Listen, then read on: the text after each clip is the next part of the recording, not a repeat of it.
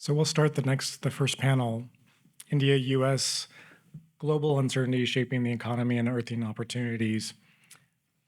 Our moderator is Vikram Chandra, founder of Editorji Technologies, who will serve as the moderator for the next session and who will introduce our panelists. Thank you. Thank you, Mark. Thank you so much for that. And it's absolutely a pleasure to be out here and to see all of you.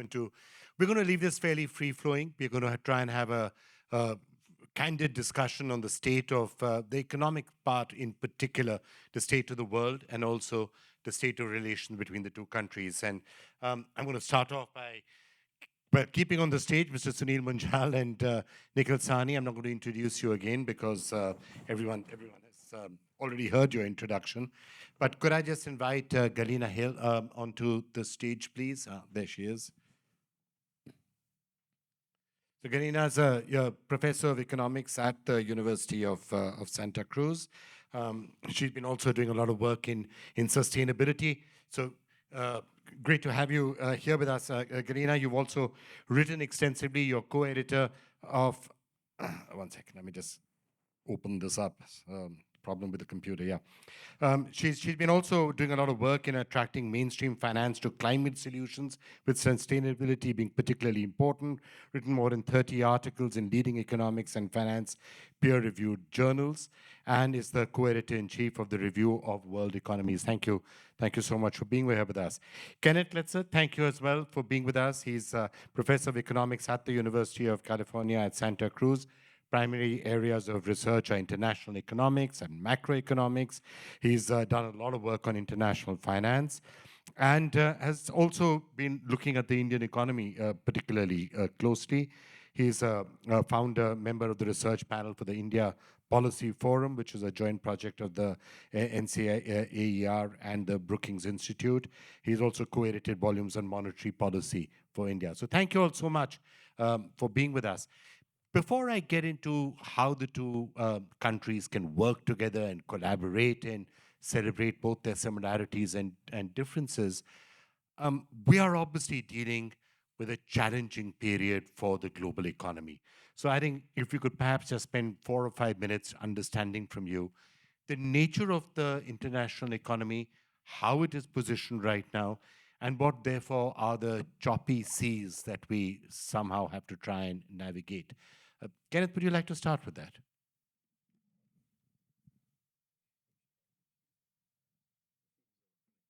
Already on. Okay. Well, first thing I guess I would start thinking about in terms of just the economy, focused on the economy, that tremendous amount of global uncertainty is induced by two things, right? One is the elections, various elections, political turmoil, both in the United States and elsewhere.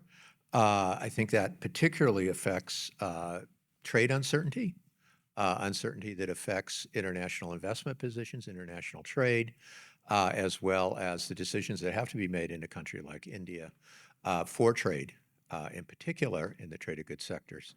It also affects the consequences for India, right, in terms of income inequality and adjustment to the climate change. The other area would be monetary policy, largely in the world. We see what looks like a prolonged period of higher interest rates.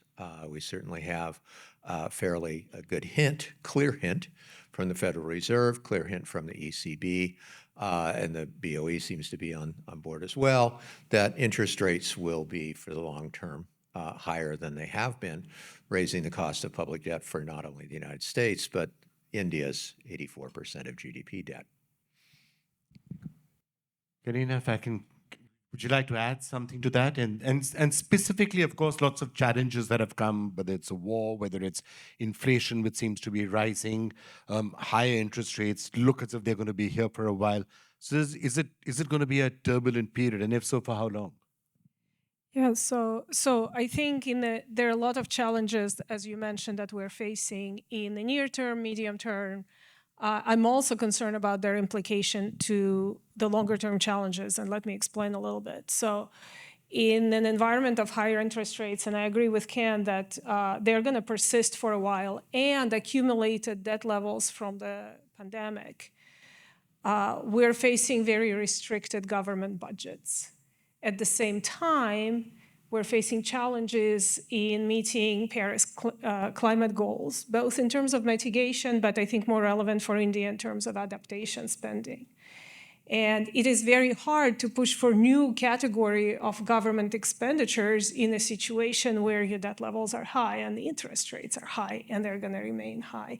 And at the same time, economic growth is slowing down globally, which means you also want to stimulate the economy. So for the governments, I think the tasks are very difficult in deciding on prioritizing the near-term goals versus longer-term goals, and as also Kant said, facing a difficult political situation. I think in the majority of the countries, what we're observing in recent decade, I would say, is increasing polarization so that every election is decided by smaller and smaller margin, which means the governments then tend to prioritize nearer-term goals. So that makes me concerned about how we're going to deal with longer-term challenges. We can talk maybe a little bit later. I think India is actually in a good position to take a leadership and take advantage of some of those opportunities through innovation and private sector, and, high level of technology and education that's arising in India, and collaboration between California, especially Silicon Valley, and India. I think there's a lot of potential there. But the uncertainties, I think, between the policy and what the governments can do are very real. Well, some of the excess actually came from political reasons. Nobody wanted to take the pain. That's what drove interest rates down to zero and to below that. That's where all the spending came from. Why are we so certain that if there's going to be an election coming up next year here in the United States and in other economies, there won't be a sense of, well, let's get back to those good times and let's not have that political pain. Let's start spending. Who cares? Somebody else will worry about it 10 years later. Yeah, well, so I'm hoping the central bank's independence is going to kind of keep us on track in terms of inflation level controls. I mean, inflation has been coming down. And by the way, we avoided when inflation first started rising, and economists would gather and discuss what should the Fed do really. There was quite a bit of concern of repeating 1982. And creating a global recession by raising interest rates really high. And you can argue whether it was the right thing to do in 1982. And I'm actually glad to see that the extent of global recession we saw in 1982 did not materialize. And so there are many reasons for that. But I have a lot of faith in central banks. And hopefully they can see through the political cycles. Before I come to Sunil and Nikhil, you were smiling, Kenneth. Do you share that faith in central banks? Well, I think that going beyond that, right, is that the question really was about fiscal policy, right, and the kinds of constraints on fiscal policy. I think I go think a little bit further, in if you're thinking about the impact of the United States, for example, on India and other countries, other emerging markets, really the rest of the world, it would be, of course, the prospect of going back to a administration that was very profligate. That would be one of the threats, and also very protectionist. So that's really a severe problem for the world. And as Galina said, that kind of polarization is widespread. We haven't seen that kind of polarization in Europe since World War II, which is really impressive. Sunil, Munjal, India is being spoken increasingly about the bright spot in all of this. I mean, there are a couple of other bright spots, but India clearly being spoken about as one of the bright spots. What could be the challenges that will come to India from some of these factors that are being spoken about? I mean, high oil prices obviously would affect India. High interest rates elsewhere could affect India. What do you think the risks are to the India growth story in all of this? I'm going to expand my answer beyond your question, if you don't mind. I'm going to cover part Feel of free. what they would. This is supposed to be free-flowing. Yeah. So India, you're right. India right now is like an island. It's 6 to 6.5% growth. Any country would give their left and right arm for anywhere close to that. We crib in India, but when we look outside, you kind of get consoled that we're actually doing pretty well. So, and also it's become, India has now either got invited to or close to the top table in geopolitics. it's also willing to make big, bold moves. The big global solar alliance, the big security alliance, the big India, Middle East, Europe transit connection. So India is playing an interesting role right now, which rolls back into some of the benefit that comes to India from globalization. I want to talk a little bit about globalization, if you don't mind. 70 to 80 years, and this is also part of the reasons of what both of you were speaking about, why this is happening and why for political leaders it's a hard one to change.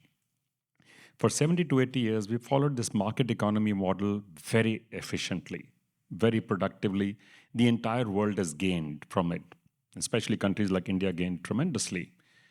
But what it did do was created this gap between the top and the bottom, a yawning gap, which it just started showing the differential to the ones left at the bottom because of communication, internet, media. They can see how the top end has benefited, and it's not made people happy. And politicians are very, very smart. They react and respond very quickly to this. And this number actually grew quite significantly across the globe, including in big economies like the US. So a politician now responding to this has either turned extreme left or extreme right. And by the way, this is true.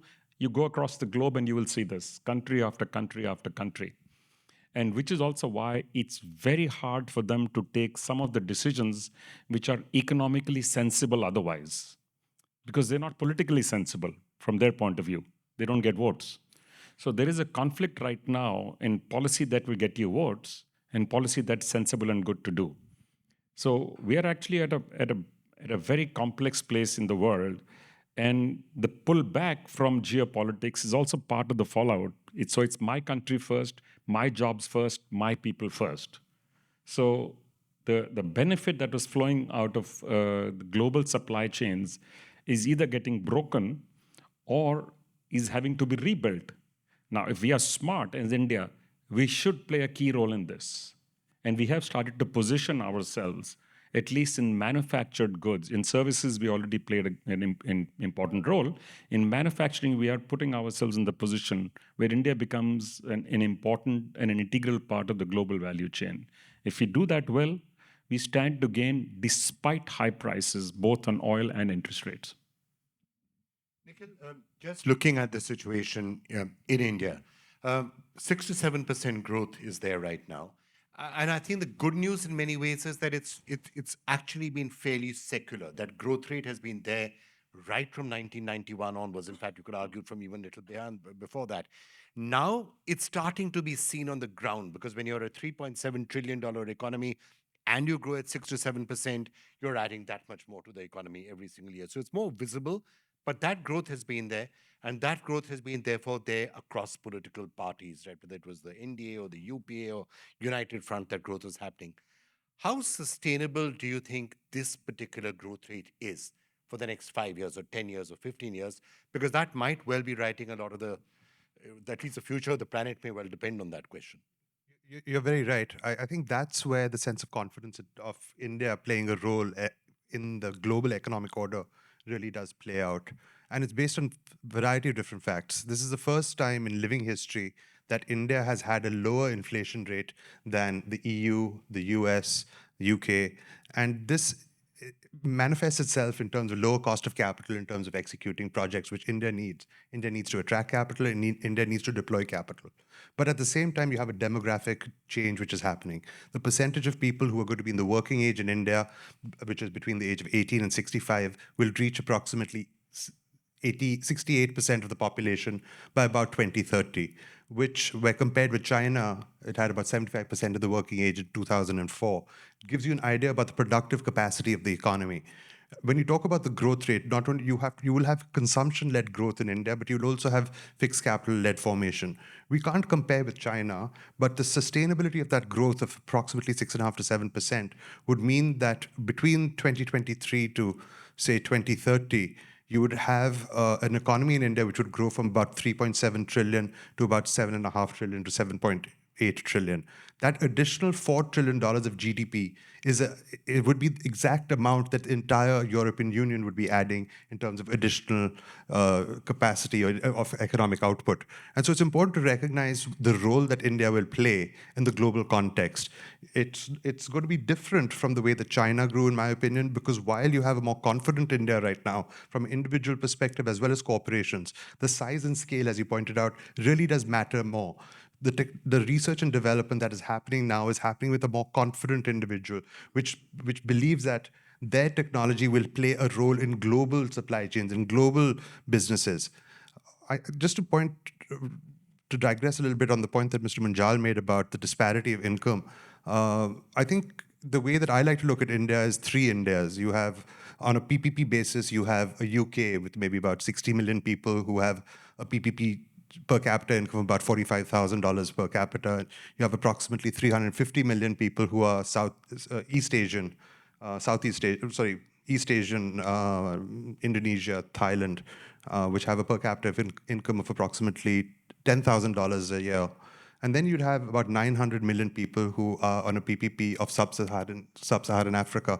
And we have to build systems that recognize the disparities, help bridge that so that we don't get caught in the political mess of populism, which I have to say is of a greater risk in the West than it is in India. So the potential secular growth is not 5 years, it's 25 years for India. You will, of course, see some blips along the way, as you will in any economy. But this kind of feeds on itself. The beauty of India is 2 parts. The top end of the Indian consumer is global. They're no different from a consumer in LA or in Las Vegas or in Paris or New York.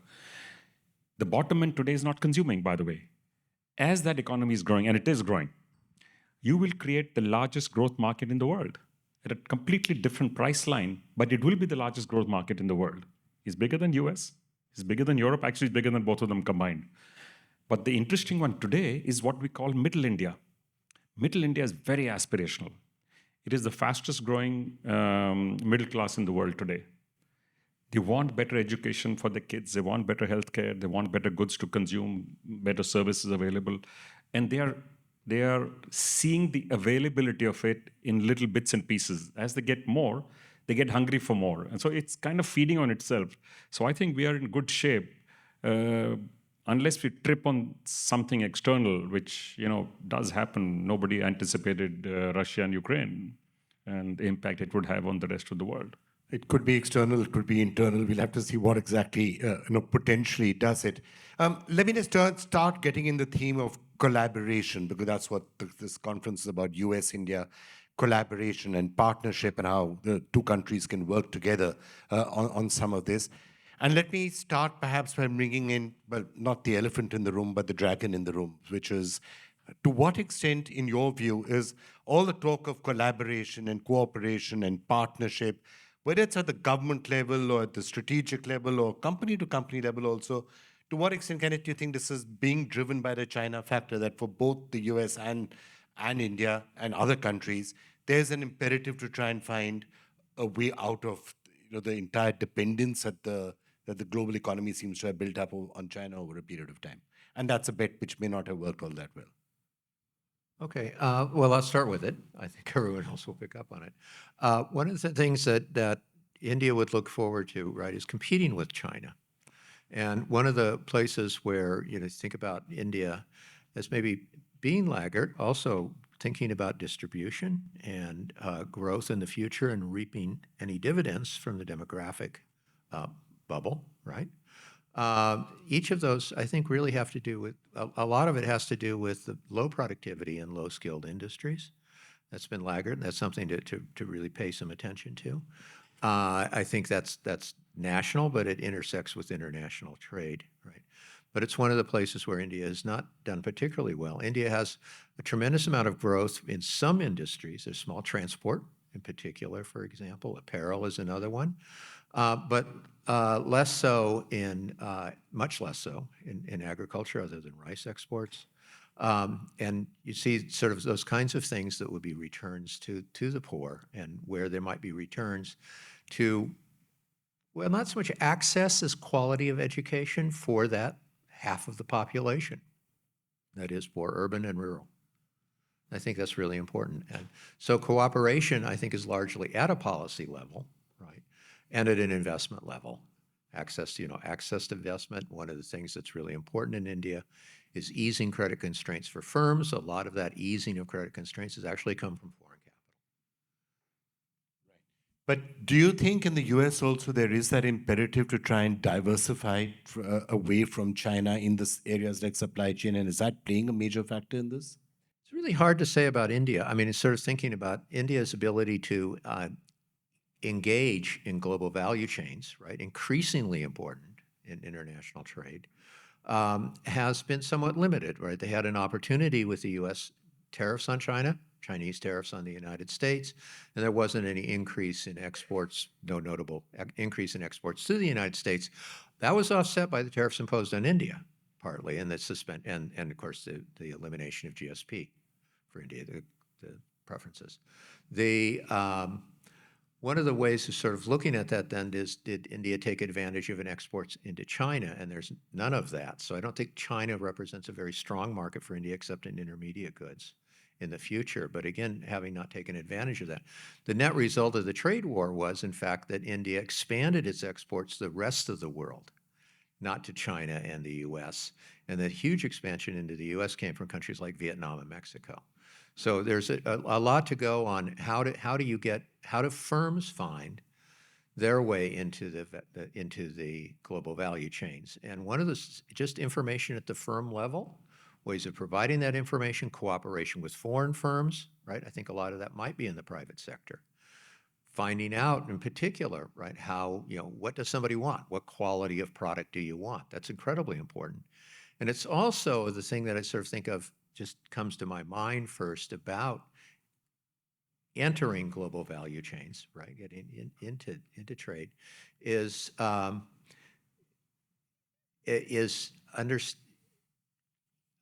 being able to participate in relational contracts where contracts are not well enforceable and they really rely on reputations and earned reputations and connections, and that kind of networking is really important. And I think India has probably fallen behind to that, certainly compared to Southeast Asia. I guess also interests and relations can sometimes change. There was to be a time on sustainability, for example, or climate change. India's position was probably much closer to China's than it was to America's. And then it starts to change where China suddenly becomes a very big emitter and you're arguing about other things. How do you see that dynamic playing itself? Yeah, thanks for this very good question. So I think there are a few things that India has done really well in terms of collaboration. And I think, pharmaceutical industry could be one example, right? So taking the innovation that happens here and the rest of the US and Europe and producing for the mass market. There are other industries where that can potentially be done.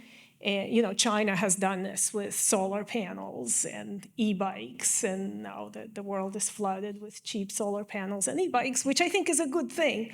And so India can find its own niche. I think a rising industry here in the Silicon Valley is alternative protein industry, which has a potential to address also food security issues in Africa and India, in places where a lot of crops are weather dependent. So maybe some, I'm particularly excited about mycoprotein. You can grow protein in a vat, and it's kind of like a factory you can put in any town, and it's just the fungi growing on some cycle, and it does not depend on yields and weather and things like that. So I think going forward, it's really important. So that's one industry where China actually is looking very closely into. Their agriculture university has done a study on this, of how it's going to affect Chinese growing food needs in an environment where we have a growing uncertainty about crop yields. And so that's where India also has potential to enter. So I think that's where things have gone well. I think other opportunities are, as Ken said, attracting foreign capital. It's not just the money that's useful. Money, of course, is useful. But there is a whole bunch of literature shows that positive productivity spillovers are following the money.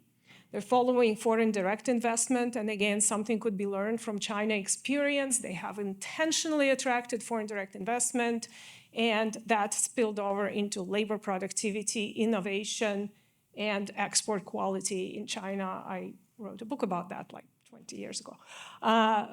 And so I think that's something that India can go and it can contribute to productivity growth in the industries that potentially are now lagging.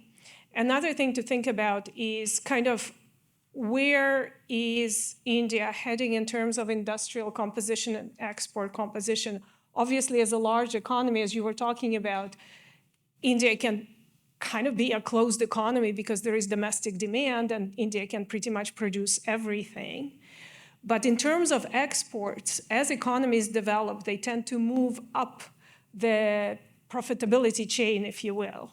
So the less developed economies export goods that are lower profit margins. And we've seen that again with Singapore is kind of a poster child of this, and then China kind of went through that, and then production in this lower margin goods moves elsewhere. And so this is kind of a cycle.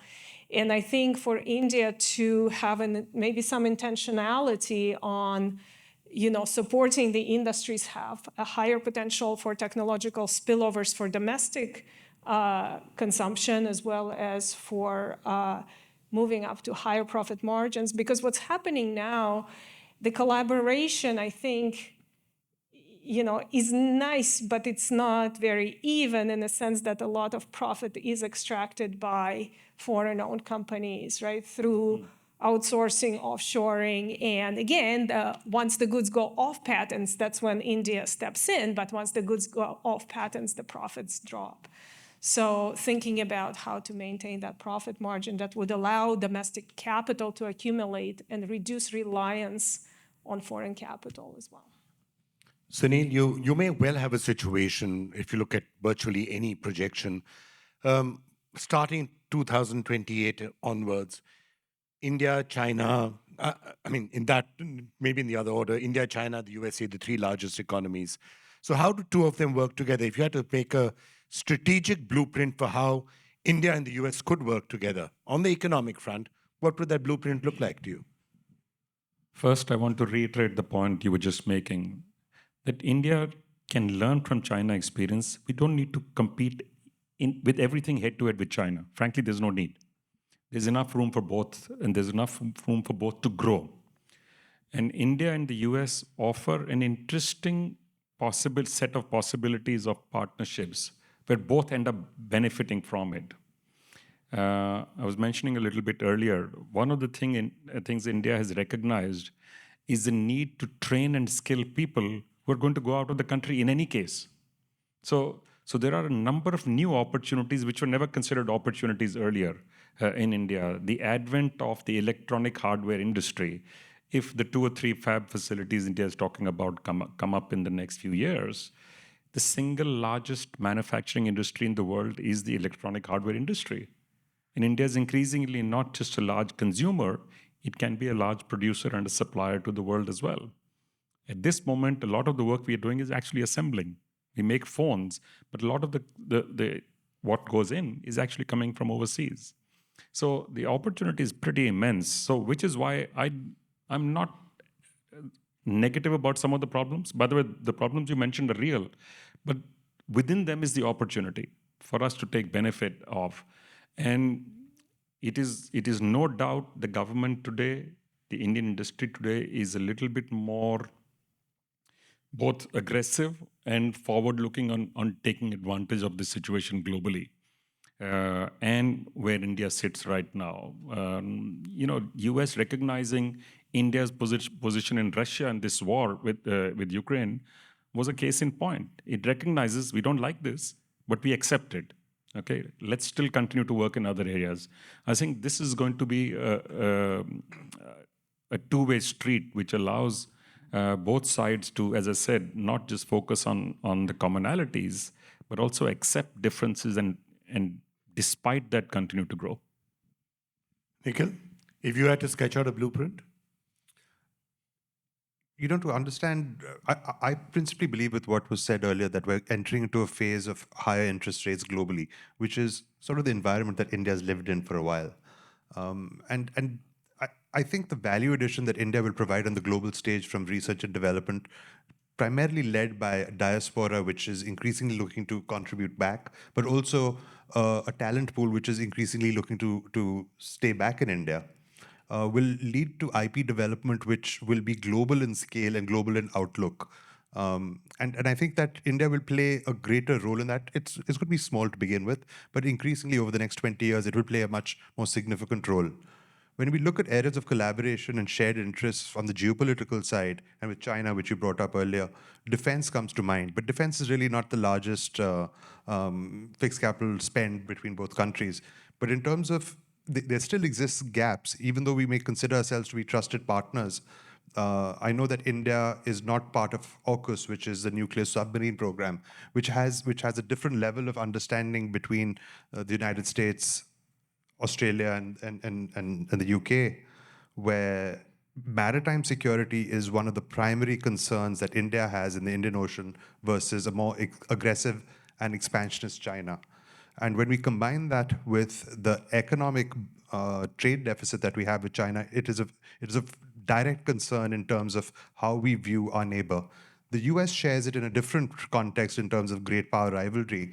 And I think that convergence, we share a view on where China should be in our respective economies.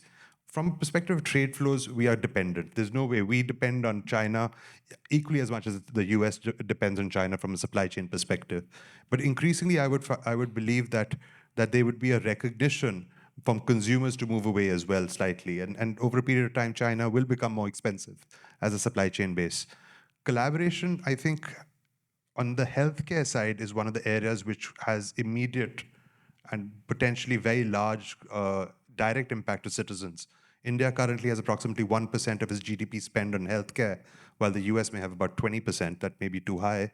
But areas for development of newer ways and systems of delivering healthcare in a form where India enjoys a comparative advantage, which is through digital means, I think can create new ecosystems of how to address challenges at a cost point which India can afford and which the US needs.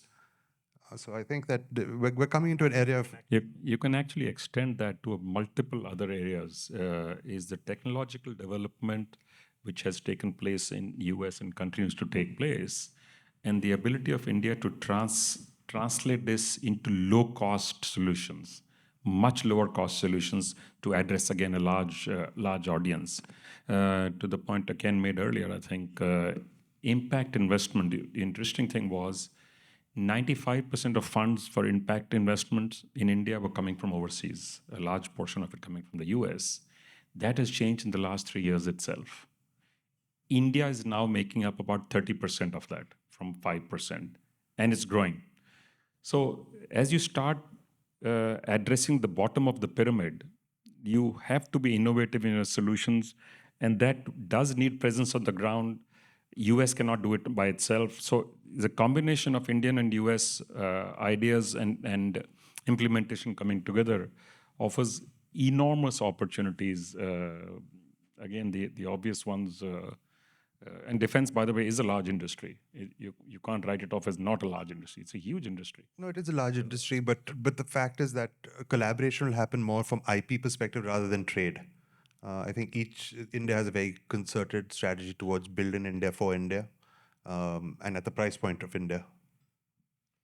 Yeah, Sure. I just want to add one more thing. So I want to go back to some of the discussion of education that was mentioned in the first panel. And I think that's another opportunity for collaboration for our two countries.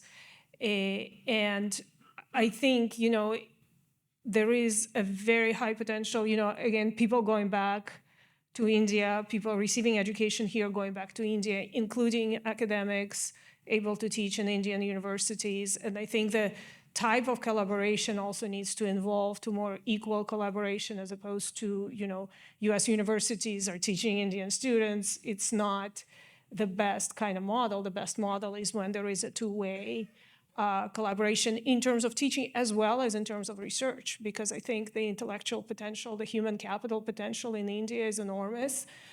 The fact that we speak the same language is an extremely, good. It's very helpful. Is very helpful, and I think we see some of that, but I don't think we are exploiting this opportunity to its fullest at the moment. Nikhil, you were trying to say something? No, sorry? Carry on, Nikhil.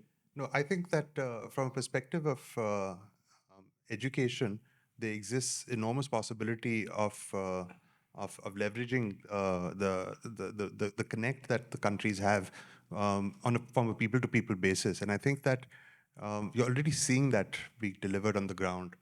I'll come back.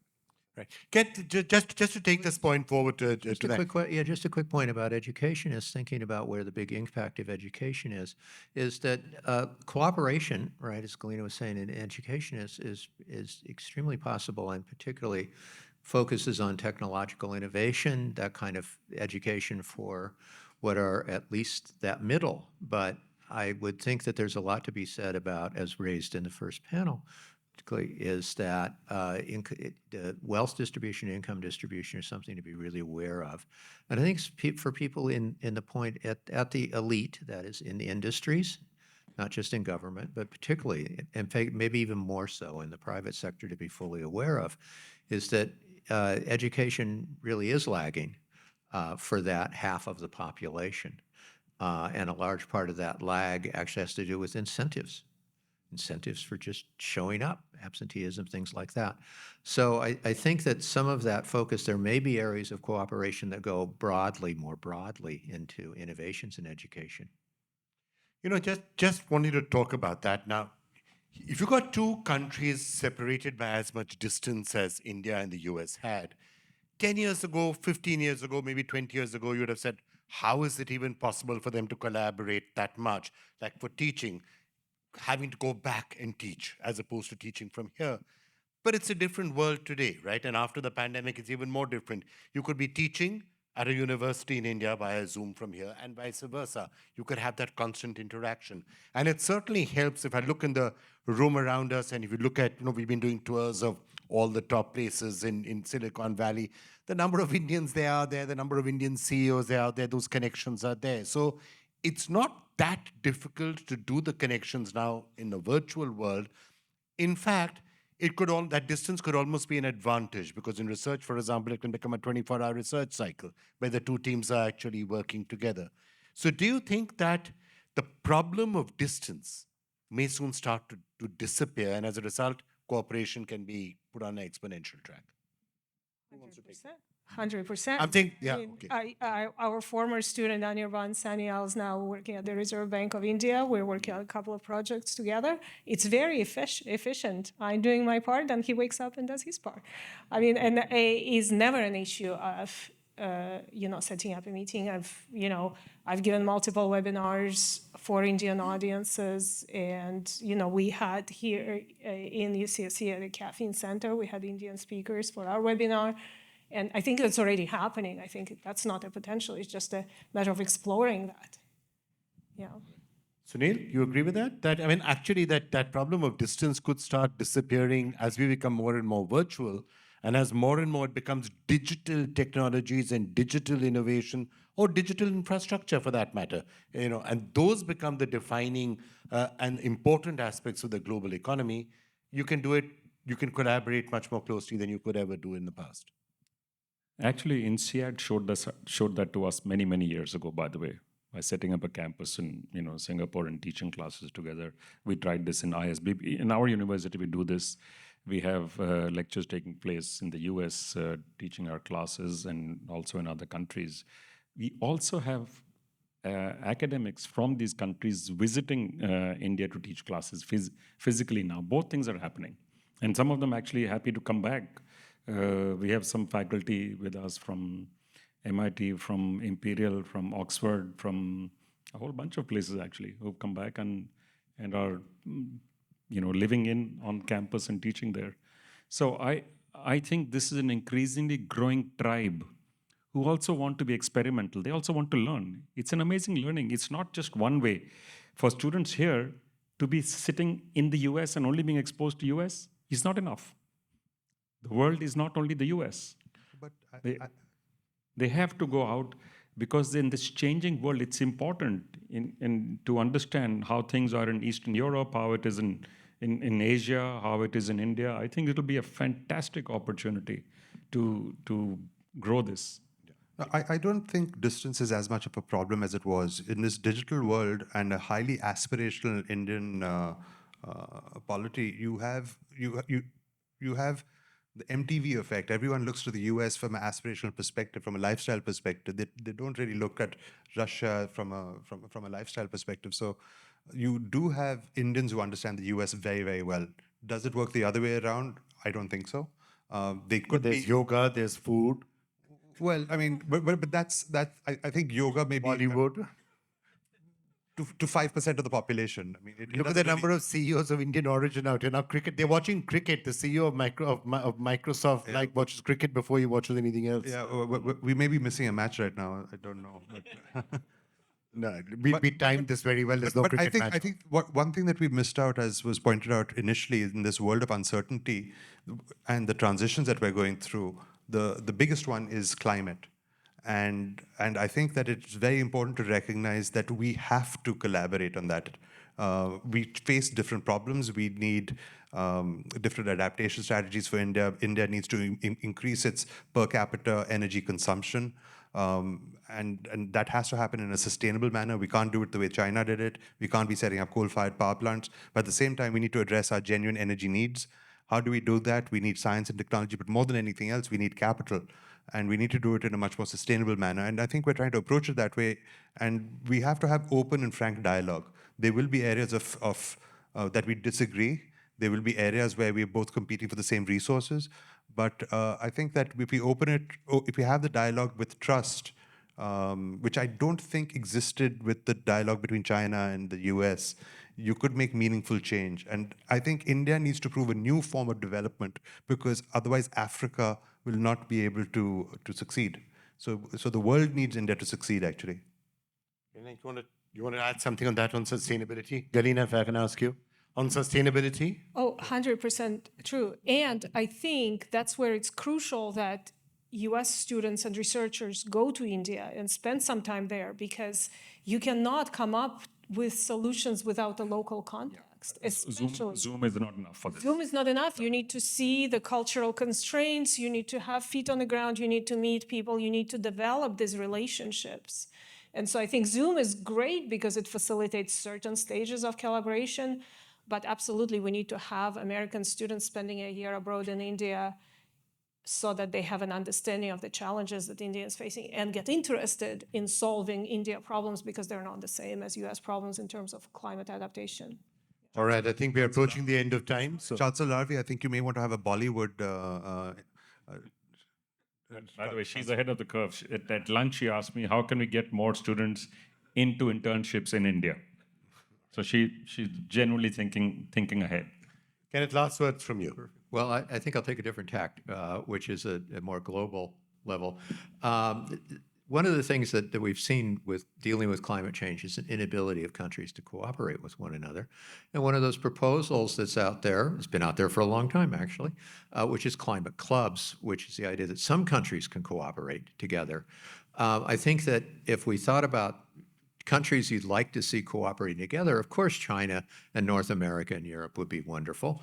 India is absolutely essential to that, and now being the largest economy is going to be one of the largest carbon-producing economies, along with the United States and China. It already is.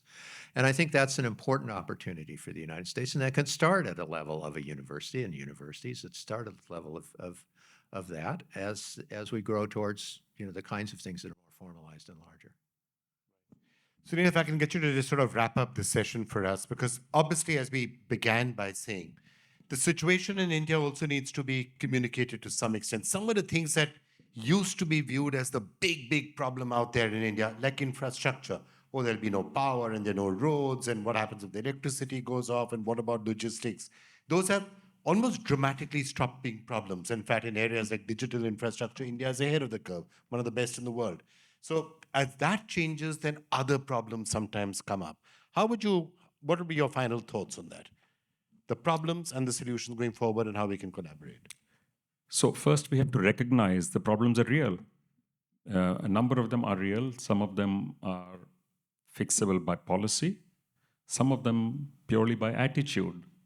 And some by learning new techniques, technologies, methods, and process. And also, I think there is a little bit of work still required to be done to improve work ethic in some places. But like I said at the start, overall, I'm very optimistic about the direction we're in. And the good thing is we've started looking at our problems also as opportunities. Because earlier we would always try and hide them, that this is not a problem. So we would argue that it's not really a problem, that you guys from outside are telling us it is. But today we actually embrace this and we're saying, oh, great, let's go and fix this. So here's an opportunity to do something better. And all the stuff you said at the start, Ken, are real. And the good thing is you go in now, you find companies, you find institutions, you find states of India saying, let's go and address this. And some of them have. It's not across the board. It's not rampant as one would like to see it, but it has begun. So I'm very optimistic about both the path we are on. I hope and wish some of these things could move even faster. But considering the extreme diversity we have in India, we are bigger than any continent. We are a civilization. So I think we do need a little bit of patience to address the vast difference in the way the demographics is, the population is. Which other continent had 5,000 dialects spoken across the continent? There isn't one. So we do need to recognize some of these things about India. We like to believe we are unique in everything. We are not. But there are some things in which we are distinctly different. So the need to address these problems also therefore needs to get customized to our own unique situation. All right. I think we just reached the end of time. Ticked over to 4:30, so thank you all so much.